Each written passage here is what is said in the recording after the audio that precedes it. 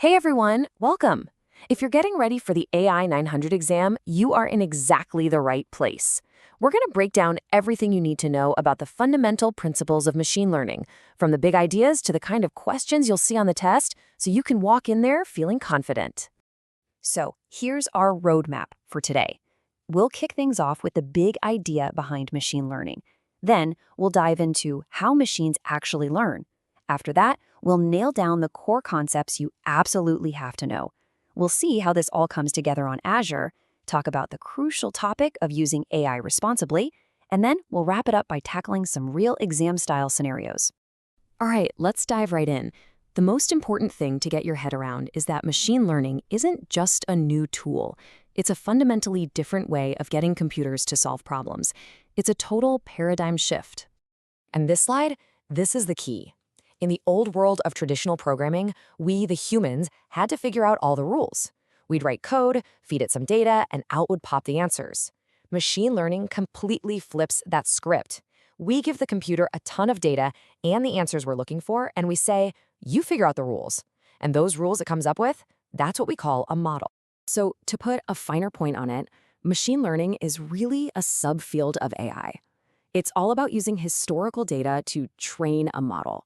And the whole point of that model is to make predictions about the future, about new data it's never seen before. So how in the world do machines actually learn? Well, it's not magic, I promise. There are a few key strategies or approaches that you're definitely going to need to know for the AI 900 exam. Let's get into them. First up, we've got supervised learning, and the key word here is supervised. The best way to think about this is like a student with a teacher who's got an answer key. The data we give the model is already perfectly labeled with the correct answers, so the model knows exactly what it's trying to figure out.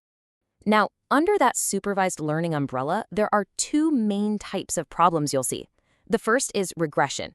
This is all about predicting a number, like the price of a house. Just think, how much? The other is classification, which is about predicting a category. Is this email spam or not spam? Think, which one is it? But what happens when your data doesn't have any labels? What if you don't have that answer key? Well, that's where unsupervised learning comes in.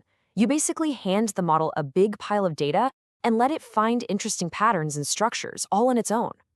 A classic example of this is something called clustering.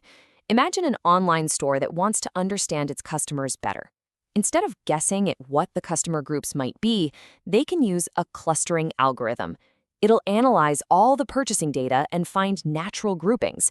Maybe it'll find a group of weekend shoppers or bargain hunters. These are insights they might never have discovered otherwise.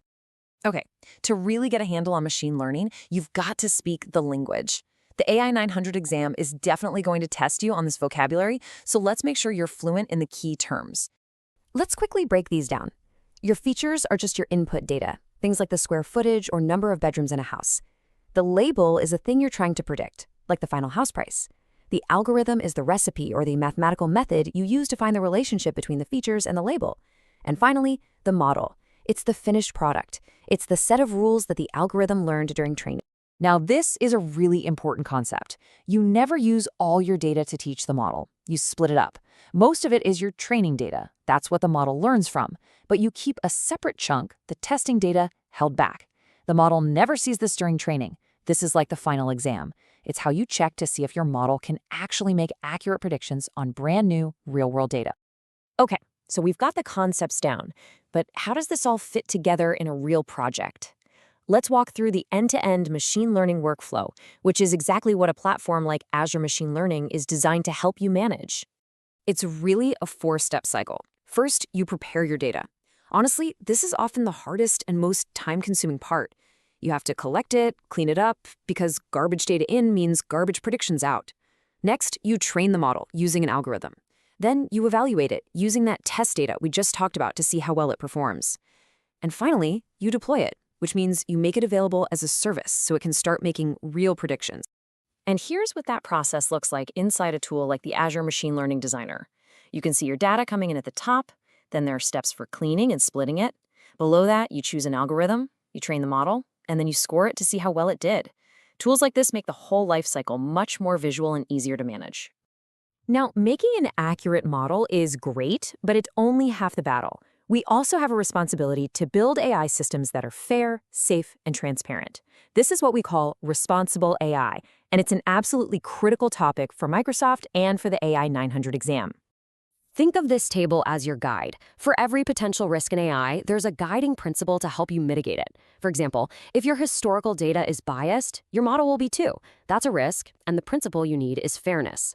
Or what if an error could cause real harm, like in a self-driving car? Then you have to prioritize reliability and safety. The big takeaway is that building AI responsibly isn't an afterthought. It has to be part of the plan from day one. Okay, theory time is over. Let's put what you've learned into practice. The AI 900 exam loves to give you little scenarios and ask you to identify the right concept. So let's run through a couple together.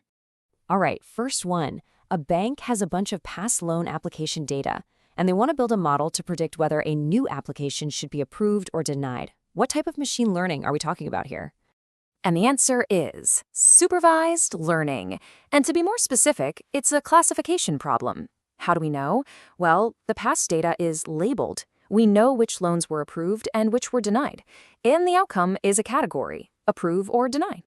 Okay, next scenario. An online store wants to group its customers into different segments for marketing, but they don't know what those segments should be ahead of time.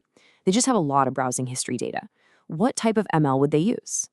You got it. This is a perfect use case for unsupervised learning and specifically clustering. The key phrase here is not predefined. The data is unlabeled. They need the algorithm to find the natural patterns and create the groups for them. So as you study for the exam, keep these key points front and center. Really understand that fundamental shift away from traditional programming. Know the difference between supervised learning, like regression and classification, and unsupervised learning, like clustering. Make sure you're solid on the core terms, features, labels, and models. And please, don't forget those responsible AI principles. Remember, the exam is about the concepts, not about writing code. And we'll leave you with one final thought to chew on. Knowing the technical building blocks is one thing, but how do you make sure the data you start with is fair and inclusive in the first place? It all comes back to the data. Thanks so much for joining us, and be sure to subscribe for more A900 explainers. We'll see you in the next one.